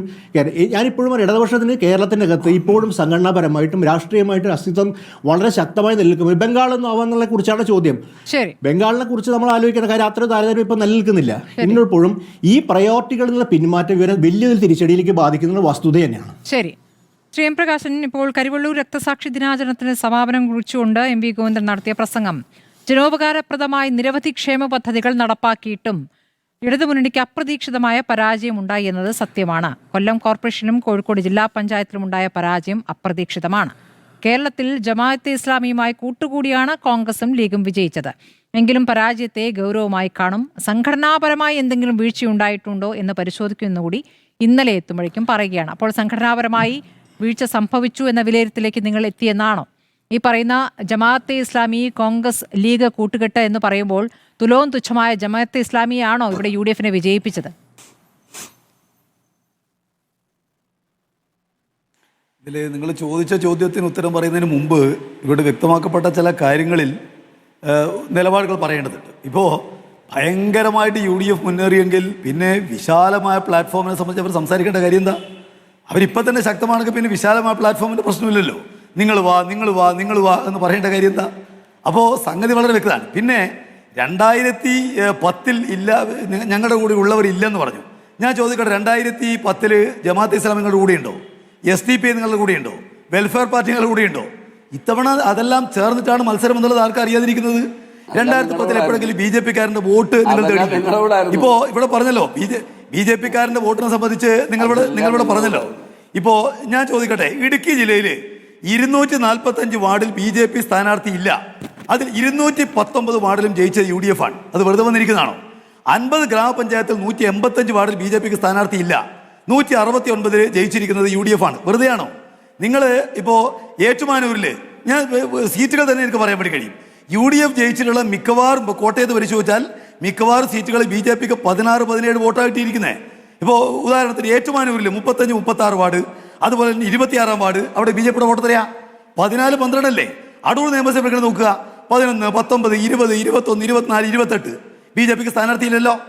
അവിടെ നഗരസഭയിൽ 1, 3, 11, 12, 14, 15, 27 BJP-ക്ക് സ്ഥാനാർത്ഥിയുണ്ടോ? അപ്പോൾ വളരെ വ്യക്തമായ നിലയ്ക്ക് BJP-യുടെ വോട്ട് കോൺഗ്രസിനും കോൺഗ്രസിന്റെ വോട്ട് BJP-ക്ക് നൽകിയതിന്റെ ഒരുപാട് ഉദാഹരണങ്ങൾ നിരവധി ജില്ലകളിൽ പുറത്തു വന്നുകൊണ്ടിരിക്കുകയാണല്ലോ. ഇവിടെ വളരെ വ്യക്തമായ നിലയ്ക്ക് തന്നെ ഇപ്പോൾ പറഞ്ഞല്ലോ, ഉമ്മൻചാണ്ടിയുടെ ഗവൺമെന്റ് തിരിച്ചു വരണമെന്ന് പറഞ്ഞാൽ അതിന്റെ അർത്ഥം എന്താ? ഇവിടെ പവർ കട്ടുള്ള കാലം തിരിച്ചു വരണമെന്നാണോ? ഇവിടെ തൊഴിൽ നിയമന നിരോധനമുള്ള കാലം തിരിച്ചു വരണമെന്നാണോ? പെൻഷൻ 1.5 കൊല്ലക്കാല കുടിശ്ശികൾ കാണാത്ത തലമുറ ഈ തദ്ദേശ തെരഞ്ഞെടുപ്പിൽ നിങ്ങൾക്കൊപ്പം ഉണ്ടായില്ലല്ലോ. ഇതിനു മുമ്പ് ഇത് കേട്ടതാണല്ലോ. എന്താണ് പവർ കട്ട് എന്നറിയാത്ത തലമുറ? ആ തലമുറ വോട്ട് ചെയ്തപ്പോഴും ഇപ്പോൾ നിങ്ങൾക്ക് അത് വിജയിക്കാനായില്ലല്ലോ തദ്ദേശ തെരഞ്ഞെടുപ്പിൽ. അതിനു മുമ്പ് ഇത് ഈ പ്രതികരണം കണ്ടിരുന്നു. അതാണ് ഞാൻ ചോദിച്ചത്. ഞാൻ ആദ്യം പറഞ്ഞത് രാഷ്ട്രീയമായിട്ട് നിങ്ങൾക്ക് ദഹിക്കാത്തതുകൊണ്ട് നിങ്ങൾ ഓർമ്മിക്കാതിരിക്കുന്നതാണ്. ഞാൻ പറഞ്ഞു 14 ലക്ഷം വോട്ട് കഴിഞ്ഞ കൊല്ലം നടന്ന തെരഞ്ഞെടുപ്പുമായി ബന്ധപ്പെട്ടുകൊണ്ട് ഞങ്ങൾക്ക് വർദ്ധിച്ചിട്ടുണ്ട്. ഇപ്പൊ കൊല്ലത്തെക്കുറിച്ച് നിങ്ങൾ പറഞ്ഞല്ലോ. കൊല്ലത്തിപ്പോഴും 8 അസംബ്ലി സീറ്റുകൾ ഞങ്ങളാ മുന്നിൽ. നേരത്തെ 2024 19 സീറ്റ് ഉണ്ടായിരുന്നു, ഞങ്ങൾ 64 സീറ്റിലേക്ക് മുന്നേറി. 6% വോട്ട് കൂടി. അതെന്താ പിന്നോട്ട് പോക്കാണോ? ഞങ്ങൾ ഉണ്ടായ പരാജയത്തെ ഒരു കാരണവശാലും കാണാതിരിക്കുന്നില്ല. ശരി, അങ്ങനെയെങ്കിൽ ഞാനൊരു കാര്യം പറയട്ടെ. നിഷേധിക്കുകയാണെങ്കിൽ നിഷേധിക്കൂ. നോക്കൂ, CPM കണ്ണൂർ ജില്ലാ കമ്മിറ്റി യോഗത്തിലുണ്ടായ ഒരു വിശകലനത്തിൻ്റെതായി പുറത്തു വന്ന പത്രവാർത്തയാണ് ഞാൻ വായിക്കാൻ പോകുന്നത്. പാർട്ടിക്ക് ലഭിക്കേണ്ട ചെറിയൊരു വിഭാഗം വോട്ടുകൾ BJP-യിലേക്ക് പോയിട്ടുണ്ട്. മതന്യൂനപക്ഷങ്ങളുടെ വോട്ടുകൾ ഒരു പരിധിവരെ UDF-ലേക്ക് പോയിട്ടുണ്ട്. കണ്ണൂർ കോർപ്പറേഷനിൽ ഇത് പ്രകടമാണ്. മയ്യിൽ ഡിവിഷനിലെ തോൽവി അപ്രതീക്ഷിതമായി പോയി. ഡിവിഷൻ വിഭജനത്തിൽ വേണ്ടത്ര ജാഗ്രത പാലിച്ചില്ല. UDF കേന്ദ്രങ്ങൾ കൂട്ടിച്ചേർത്തതാണ് തിരിച്ചടിക്ക് കാരണം. നിയമസഭാ തെരഞ്ഞെടുപ്പിന്റെ പ്രവർത്തനം ആരംഭിക്കാനും സർക്കാരിന്റെ ഭരണനേട്ടങ്ങളും BJP-യുടെ ഭീഷണിയും ജനങ്ങളെ ബോധ്യപ്പെടുത്താനും യോഗം തീരുമാനിച്ചു. അപ്പോൾ ചെറിയൊരു വിഭാഗം പാർട്ടിക്ക് ലഭിക്കേണ്ട വോട്ടുകൾ BJP-യിലേക്ക് പോയിട്ടുണ്ട് എന്ന് പറഞ്ഞാൽ നിങ്ങൾക്ക് കിട്ടിയിരുന്ന വോട്ടുകൾ BJP-ക്ക് പോയി എന്നുള്ളതാണ്. അപ്പോൾ ഈ പറയുന്ന UDF BJP കൂട്ടുകെട്ട് എന്ന വിലയിരുത്തലല്ല ഉണ്ടാകുന്നത്. അല്ല, ഇതില് ഞാൻ മനസ്സിലാക്കുന്നത്, ഞാൻ CPM-ന്റെ സംസ്ഥാന കമ്മിറ്റി മെമ്പറാണ്. ഇന്ന് വരെ CPM-ന്റെ സംസ്ഥാന കമ്മിറ്റി ഇത് സംബന്ധിച്ചിടത്തോളം ഉള്ള ഒരു വിശദമായ വിശകലനം നടത്തിയിട്ടില്ല. ജില്ലാ കമ്മിറ്റി അവലോകനമാണ്. ജില്ലാ കമ്മിറ്റി അവലോകനമാണ്. ജില്ലാ കമ്മിറ്റി യോഗത്തിൽ പങ്കെടുത്ത ആളാണല്ലോ ഞാൻ. അതാണ് ഇപ്പൊ നമ്മുടെ നാട്ടിൽ പറഞ്ഞാല് ഈ കേട്ട നിങ്ങൾ പറയുന്നത് കേസ് കൊടുക്കണമെങ്കിൽ എല്ലാ ദിവസവും ഏഷ്യാനെറ്റ് നിങ്ങൾക്ക് ഞാൻ പറഞ്ഞത് നിങ്ങൾ ഓരോ ദിവസവും പത്രവാർത്തയിൽ വരുന്ന കാര്യങ്ങൾക്ക് കേസ് കൊടുക്കണമെങ്കിൽ എല്ലാ ദിവസവും മാതൃഭൂമി, മനോരമ, ഏഷ്യാനെറ്റ് ഇവക്കെതിരെ എല്ലാ ദിവസവും കേസ് കൊടുക്കേണ്ടി വരും.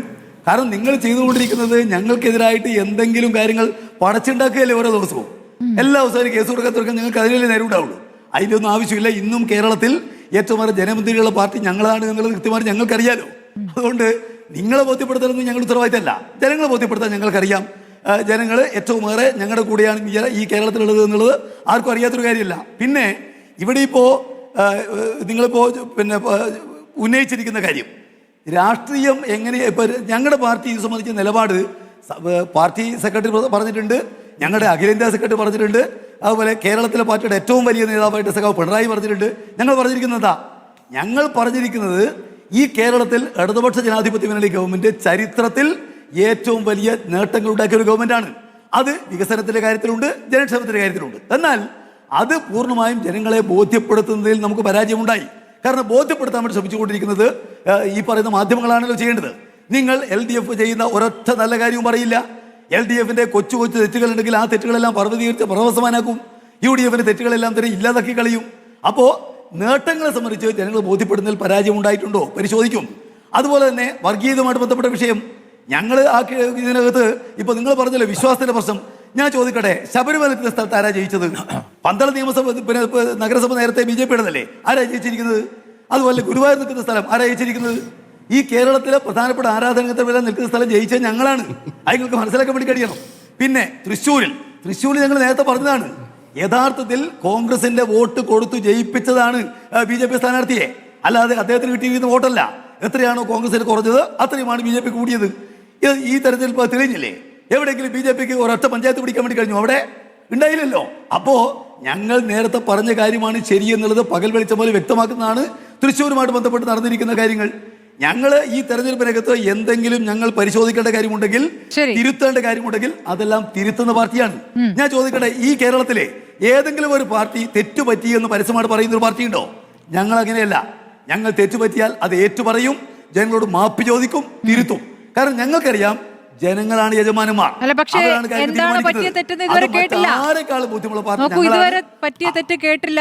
ഭരണവിരുദ്ധ വികാരം എന്ന വാചകം പോലും ഉണ്ടായിട്ടില്ല. പാർട്ടി സംസ്ഥാന കമ്മിറ്റി ഭരണവിരുദ്ധ വികാരം ഉണ്ടായി നിങ്ങളോട് ആര് പറഞ്ഞു? അല്ല, അതാ ചോദിച്ചത്. കേരളത്തിന്റെ ചരിത്രത്തിലെ ഏറ്റവും മികച്ച ഗവൺമെന്റ് ആണ് പിണറായി ഗവൺമെന്റ് എന്നതിൽ ഞങ്ങൾക്ക് അശേഷ സംശയമില്ല. അത് ബോധ്യപ്പെടുത്താൻ ജനങ്ങളെ ഇതുപോലെ ഉമ്മൻചാണ്ടി ഗവൺമെന്റുമായിട്ട് താരതമ്യം ചെയ്താൽ ഇത് പിണറായി സർക്കാർ തന്നെയാണ് അല്ലേ? ഞങ്ങളൊക്കെ നേരത്തെ പറഞ്ഞിട്ടുണ്ടല്ലോ, കുറച്ചു കാലമായിട്ട് പറഞ്ഞു കേൾക്കുന്നില്ല. സംശയമില്ലാതെ കേരളത്തിൽ വരാൻ പോകുന്ന യാഥാർത്ഥ്യമാണത്. തെരഞ്ഞെടുപ്പിന് ചിലപ്പോൾ എല്ലാ ദിവസവും ഇങ്ങനെ വിളിച്ചു പറയണോ? തെരഞ്ഞെടുപ്പ് വരുമ്പോഴല്ലേ പറയണ്ടു. ഞങ്ങൾക്ക് അത്തരം കാര്യങ്ങളൊന്നും ഒരാശങ്കയുമില്ല. നിങ്ങൾ കഴിഞ്ഞ തെരഞ്ഞെടുപ്പ് കാലത്ത് ഞങ്ങൾക്കെതിരെ ബിരിയാണി ചെമ്പിലെ സ്വർണ്ണത്തെക്കുറിച്ച്, അതുപോലെ തന്നെ നമ്മുടെ ഈത്തപ്പഴത്തിലെ സ്വർണ്ണത്തെക്കുറിച്ച്, ഖുറാനകത്തുള്ള സ്വർണ്ണത്തെക്കുറിച്ച്, കൈതോലപ്പായെ കുറിച്ച് എന്തെല്ലാം ചർച്ചകൾ കേരളത്തിന്റെ ശബരിമലയിലെ സ്വർണ്ണപ്പാളി മോഷണം പോയി എന്നുള്ളത്.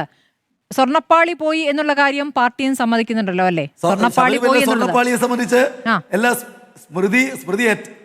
സ്വർണ്ണപ്പാളിയുമായി ബന്ധപ്പെട്ട് ഏറ്റവും ഒടുവിലത്തെ വാർത്ത സ്മൃതി ശ്രദ്ധിച്ചില്ലേ? ശ്രദ്ധിച്ചോ? ഇടതുപക്ഷത്തിന്റെ ഭരണമുള്ള കാലത്ത് ആ ഭരണസമിതി ആ കാര്യങ്ങളിൽ ഒരു തീരുമാനം എടുത്തിട്ടില്ലെന്നും തീരുമാനം ഉദ്യോഗസ്ഥന്മാരെ എടുത്തതെന്നുള്ള റിപ്പോർട്ട് കൊടുത്തു എന്നുള്ള വാർത്തകൾ കാണാതെ പോയിട്ടുണ്ടോ? അതേത് വാർത്തയാണത്? കാണാതെ പോയിട്ടൊന്നുമില്ലല്ലോ. മനസ്സിലായില്ല. അതുകൊണ്ട് ആ കാര്യങ്ങളെല്ലാം കൃത്യം 2019 മുതലാണല്ലോ ഈ പാളി പൊളിച്ചു കൊണ്ടുപോകുന്ന പരിപാടി തുടങ്ങിയത്. ഞങ്ങൾ കോടതിക്ക് മുന്നിലുള്ള കാര്യങ്ങളാണ് ഞാൻ ചോദിച്ചത്. നിങ്ങൾ ഇപ്പോഴും പാർട്ടിയിൽ നിലനിർത്തുന്ന പത്തനംതിട്ട ജില്ലാ കമ്മിറ്റി അംഗം പരാജയത്തിനൊരു കാരണമായിരുന്നില്ലേ? പരാജയ ശേഷവും അദ്ദേഹം അവിടെ തുടരട്ടെ എന്ന തീരുമാനത്തിന് പിന്നിൽ എന്താണ് ഞാൻ പറഞ്ഞത്? ഞങ്ങളുടെ പാർട്ടി മറ്റൊരു പാർട്ടിക്കും ആവാത്ത രൂപത്തിൽ ആ വിഷയത്തിൽ നിലപാടെടുത്തിട്ടുണ്ട്. ഞങ്ങൾ പറഞ്ഞത് ഞങ്ങളിപ്പോ നമ്മുടെ സംസ്ഥാന ഗവൺമെന്റാണ് ഇവിടെ നിൽക്കുന്നത്. SIT ഉദ്യോഗസ്ഥന്മാരുടെ ഞങ്ങളുടെ ഗവൺമെന്റ് കീഴിലുള്ള ഉദ്യോഗസ്ഥന്മാർ തന്നെയാണല്ലോ. പക്ഷേ ഒരു നിലക്കും അന്വേഷണത്തെ തെറ്റായ നിലക്ക് സ്വാധീനിക്കില്ല. അതിൽ ഉത്തരവാദപ്പെട്ട ആളുകൾ ആരായാലും അവർ രക്ഷിക്കുന്ന പ്രശ്നമില്ല. നിയമ നടപടികളും കോടതി നിങ്ങളല്ലല്ലോ കോടതി, അല്ല സ്മൃതി അല്ലല്ലോ കോടതി. ഹൈക്കോടതി ആ വിഷയത്തിൽ വിധി വരുമല്ലോ. വിധിക്കാണോ കാത്തുനിന്ന്? കോടതിയുടെ പരാമർശങ്ങൾ ഹൈക്കോടതി കഴിഞ്ഞ ദിവസം എന്താണ് പറഞ്ഞത്? ഈ അന്വേഷണം മുന്നോട്ട് പോകുന്നതിൽ സംശയമുണ്ടെന്നാണ് ഹൈക്കോടതി പറഞ്ഞത്. എന്തുകൊണ്ടാണ് ഈ ഡിസംബർ 5-ന് ശേഷം 12 ദിവസം അനങ്ങാതിരുന്നെന്ന് ചോദിച്ചു കോടതി. അല്ല, അത് കോടതി നിയമിച്ച SIT സംബന്ധിച്ചല്ലേ? അല്ലേ? അങ്ങനെയല്ലേ? അത് ശരി. കോടതി പറയുന്നത് കോടതി നിരീക്ഷിക്കുന്നതെന്ന് പറഞ്ഞാൽ കോടതി SITയുടെ കൂടെ ഈ അന്വേഷണത്തിൽ പോവുകയല്ലോ.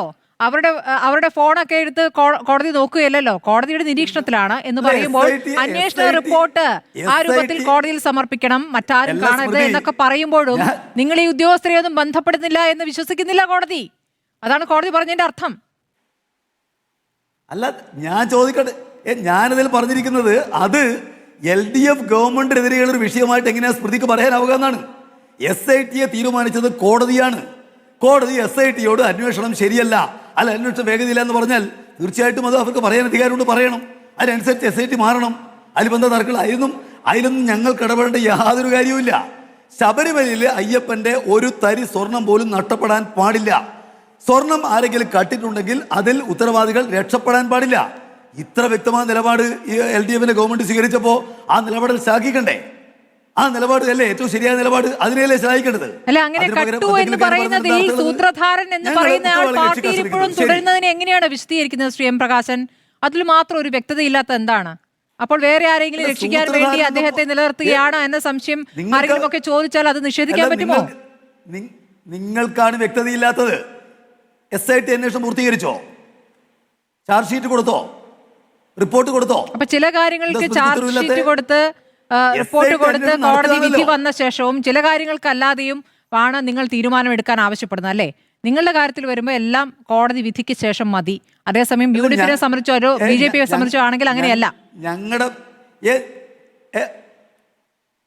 അല്ലെന്ന് നിങ്ങൾ അത്തരം കാര്യങ്ങളില് ഒരാളെയും പുറത്താക്കേണ്ട മന്ത്രിയായിട്ടുള്ള ആളുകൾ അഴിമതി കുറ്റം വന്നിട്ട് ജയിലിൽ കിടന്നിട്ട് അവരെ ഗവൺമെന്റിൽ കൊണ്ടുവരുന്നതിൽ ഒരു പങ്കും UDFന് ഒരു പ്രയാസം ഉണ്ടായിട്ടില്ലല്ലോ.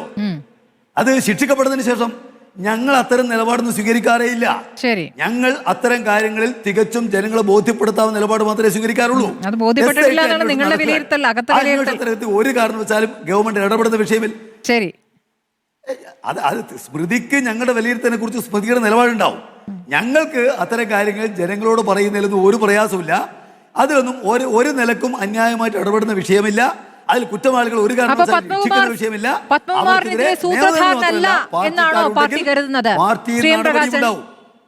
പത്മകുമാർ വലിയാടായി എന്നാണോ പാർട്ടി കരുതുന്നത്? സൂത്രധാരനാണ് എന്ന് അല്ല, സൂത്രധാരനാണ് എന്ന് കോടതി പറഞ്ഞോ? SIT പറഞ്ഞോ? SIT സ്വതന്ത്ര സംവിധാനമാണ്. SIT കൊടുത്ത റിപ്പോർട്ടിലാണല്ലോ ഉള്ളത്. ഞാനും വക്കീൽ ഭാഗം പഠിച്ച ഒരാളാണ്. സ്മൃതി പറ, അദ്ദേഹമാണ് സൂത്രധാരൻ. ആരെങ്കിലും ഇതുവരെ പറഞ്ഞോ? ഇത് കട്ടുകൊണ്ടുപോയിട്ടുണ്ട്, ആരെങ്കിലും പറഞ്ഞിട്ടുണ്ടോ? അല്ലല്ല, അപ്പൊ പിന്നെ എന്തിനാണ് ജയിലിൽ അടച്ചിരിക്കുന്നത്? നിരപരാധിയായ പത്മകുമാർ എന്തിനാണ് ജയിലിൽ കഴിയുന്നത് ജാമ്യം പോലും കിട്ടാതെ? അല്ല, നിലവിലുള്ള ഇന്ത്യയിലെ നിയമം സംബന്ധിച്ചിടത്തോളം നിങ്ങൾക്ക് യാതൊരു ധാരണ? ഇന്ത്യയുടെ നിയമം അവിടെ നിൽക്കട്ടെ ശ്രീ M പ്രകാശൻ. നിങ്ങൾ എന്ത് കരുതുന്നു എന്നുള്ളതാണ് ഞാൻ ചോദിച്ചത്. പാർട്ടി എന്ത് കരുതുന്നു? പത്മകുമാർ നിരപരാധി എന്നതാണോ പാർട്ടിയുടെ ബോധ്യം? പാർട്ടിക്ക് ചില ബോധ്യങ്ങളുണ്ടല്ലോ. പാർട്ടിയുടെ ബോധ്യം എന്താണ്? അങ്ങ് പറയൂ. പാർട്ടി അന്വേഷിച്ചിട്ടില്ലല്ലോ. പാർട്ടി അന്വേഷിച്ചിട്ടുണ്ടോ? പാർട്ടിയെ സംബന്ധിച്ചൊരു അന്വേഷണത്തിന് ഉത്തരവിട്ടിട്ടേ ഇല്ലെന്ന്. പാർട്ടിയുടെ മുമ്പിൽ അങ്ങനെ ഒരു ആക്ഷേപം വന്ന് പാർട്ടിക്ക് അത്തരം കാര്യങ്ങളെല്ലാം ചിലപ്പോൾ അന്വേഷിക്കേണ്ടി വരും. പക്ഷെ ഈ വിഷയത്തിനകത്ത് അത്തരം ഒരു അന്വേഷണം പാർട്ടി തീരുമാനിച്ചിട്ടേ ഇല്ല. പിന്നെ നിങ്ങൾ പാർട്ടി അന്വേഷിച്ചിട്ടുണ്ടോ, പാർട്ടിക്ക് ബോധ്യമുണ്ടോ ചോദിക്കുന്നത് എങ്ങനെയാ? അത് സംബന്ധിച്ച് നടക്കുന്ന ഒരു അന്വേഷണമുണ്ട്. അത് ഹൈക്കോടതി നേതൃത്വം നടക്കുന്ന ഒരു അന്വേഷണമാണ്. നടക്കട്ടെ, നടന്നിട്ട് അതിന്റെ ഭാഗമായിട്ടുള്ള കാര്യങ്ങൾ വരട്ടെ. അത് വന്നു കഴിഞ്ഞാൽ ഒരു കാരണവശാലും കുറ്റവാളികളെ രക്ഷിക്കാൻ CPM ഉണ്ടാവില്ല. ശരി, സമയമുണ്ട്, ഇഷ്ടംപോലെ സമയമുണ്ട്. 3 മാസമല്ലാതെ വേറെ എന്ത് നിലപാടാ? ശരി, അഡ്വക്കേറ്റ് അനിൽ ബോസ്, ഇപ്പോൾ ഈ ശബരിമല സ്വർണ്ണക്കൊള്ളയാണ് പ്രധാനമായും നിങ്ങൾക്ക് നേട്ടമായത് എന്നതാണോ കോൺഗ്രസ് കരുതുന്നത്? കാരണം തെരഞ്ഞെടുപ്പ് വിജയത്തിന് ശേഷം അത് തന്നെയാണ് പറഞ്ഞിരുന്നത്. പിന്നീട് ഈ പാരഡി ആവർത്തിച്ച് അത് പാടിക്കൊണ്ടിരിക്കുന്നു. അതിൽ നിന്നും പോലീസ് പിന്നാക്കം പോയതോടുകൂടി അത് തന്നെയാണ് നിങ്ങൾ പാടിക്കൊണ്ടിരിക്കുന്നത്. പക്ഷേ നിയമസഭാ തെരഞ്ഞെടുപ്പിലും ഈ പാരഡി കൊണ്ട് മാത്രം ജയിച്ചാൽ പറ്റില്ലല്ലോ. അപ്പോൾ നിങ്ങളുടെ മുന്നിലെ പദ്ധതികൾ എന്താണ്? ഇപ്പോൾ ഈ മുന്നണി വിപുലീകരണം എന്നുള്ളൊരു വിഷയം അവിടെ നിൽക്കുന്നു. ആരൊക്കെ വരുന്നു എന്നതും പ്രധാനമാണല്ലോ. ചെറിയ ചില കക്ഷികളെ കൂടെ കൂട്ടിയിട്ട് അത് നിങ്ങൾക്ക് പിന്നീട് തലവേദനയാകുന്ന ഘട്ടമാകണമെങ്കിൽ അതും പ്രശ്നമാണല്ലോ.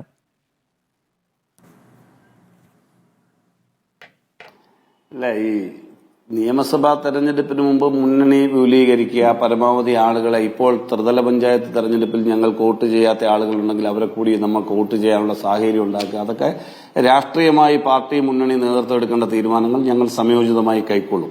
അക്കാര്യത്തിൽ തർക്കമില്ല. ഇവിടെ BJPക്കാരെല്ലാവരും കൂടി കോൺഗ്രസിന് വോട്ട് ചെയ്തു എന്നും പറഞ്ഞു കോട്ടയത്തെ ഏറ്റുമാനൂരത്തേക്ക് കുറെ കണക്ക് പ്രകാശ് മാഷ് പറയുന്നുണ്ട്. പ്രകാശ് മാഷ് അറിയാൻ പറയുക, കേരളത്തിൽ വളരെ തന്ത്രപൂർവ്വം CPMഉം BJPയും ഒരുപോലെ ആളിക്കത്തിക്കാൻ ശ്രമിച്ച ഒരു രാഷ്ട്രീയമുണ്ട്, മുസ്ലിം വിരുദ്ധ രാഷ്ട്രീയം. ആ മുസ്ലിം വിരുദ്ധ രാഷ്ട്രീയത്തിന് വിത്തുപാകാൻ വേണ്ടി നിങ്ങൾ ഏറ്റവും കൂടുതൽ വളവും ജലവും നൽകിയത് ക്രൈസ്തവ മുസ്ലിം ഭിന്നതയ്ക്കാണ്, അറിയാമല്ലോ. അതിന്റെ ഭാഗമായി 2000 സ്ഥാനാർത്ഥികളെയാണ് BJP ക്രിസ്ത്യൻ സമുദായത്തിൽ നിന്ന് മത്സരിപ്പിച്ചത്. 2000 സ്ഥാനാർത്ഥികളെ കാസ എന്ന് പറയുന്ന തീവ്ര വർഗീയവാദം ആളിക്കത്തിക്കാൻ ശ്രമിക്കുന്ന അവരെ കൂടി കൂട്ടുപിടിച്ച് BJP സ്ഥാനാർത്ഥി നിർത്തി. നിങ്ങൾക്കറിയാമോ, പൂഞ്ഞാറിൽ PC ജോർജിന്റെ മകൻ ഷോൺ ജോർജ് സ്വതന്ത്രനായി നിന്ന് ജില്ലാ പഞ്ചായത്ത് മെമ്പറായ സ്ഥലത്ത് താമര ചിഹ്നത്തിൽ നിലം തൊട്ടില്ല. 21-15 വോട്ട് പിടിച്ച കഥ നിങ്ങൾ പറഞ്ഞല്ലോ. എന്തുകൊണ്ടാണ് പിടിക്കാഞ്ഞത്?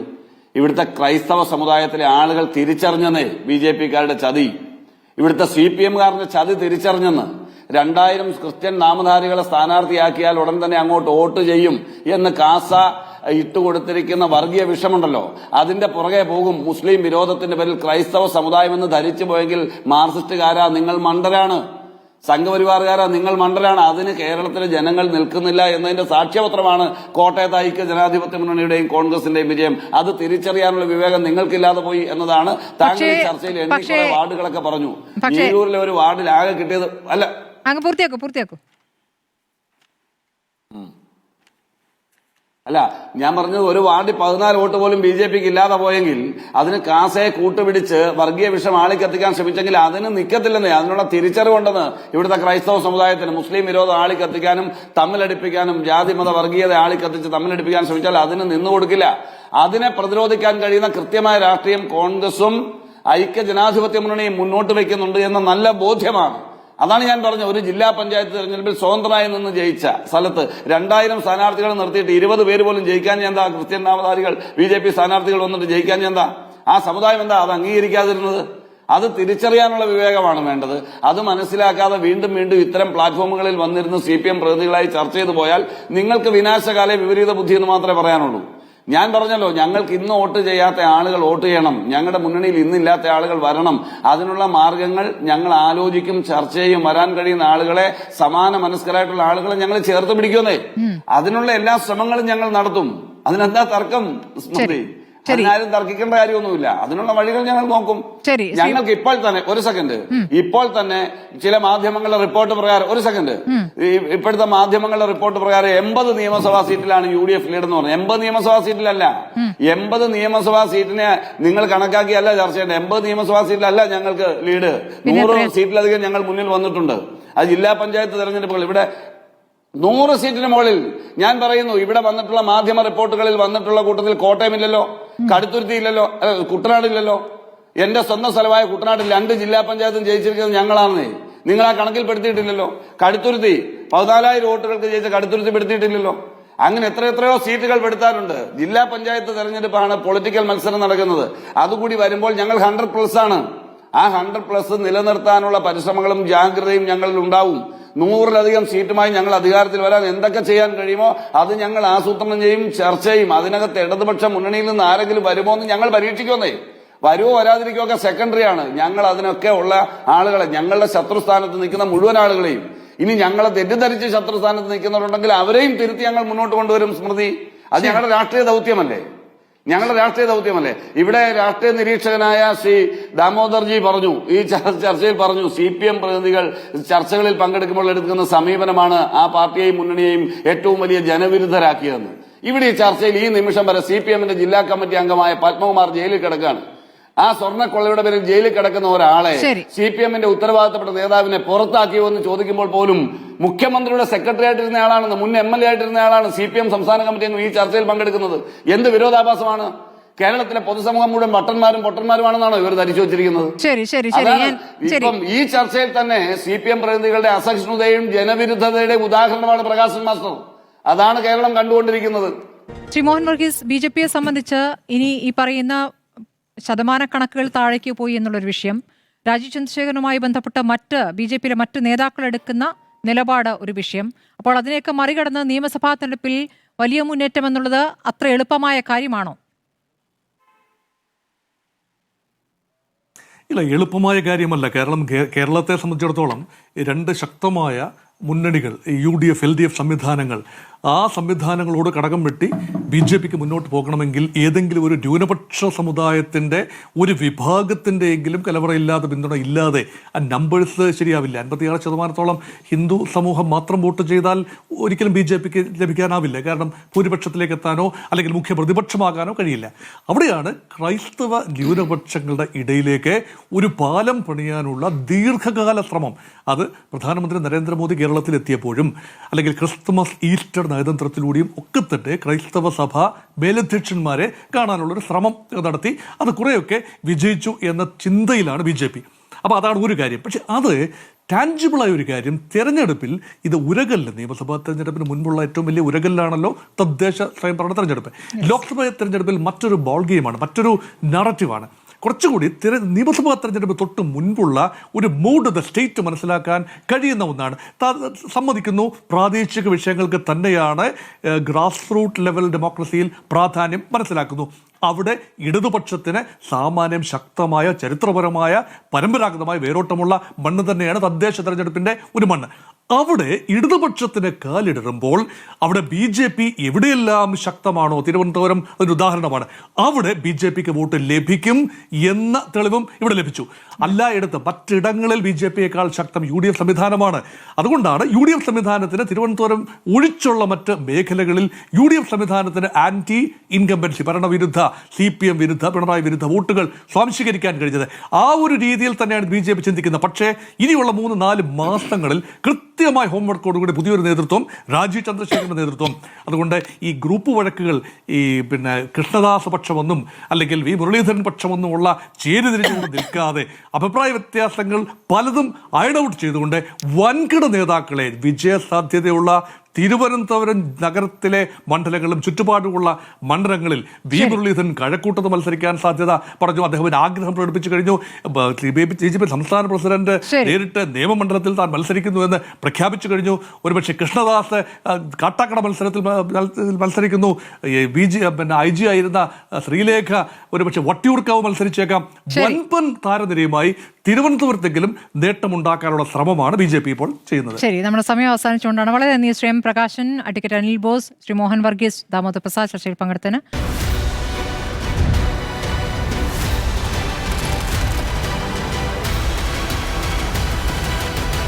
ഡിബേറ്റ് വിത്ത് സ്മൃതി പരുത്തിക്കാട്.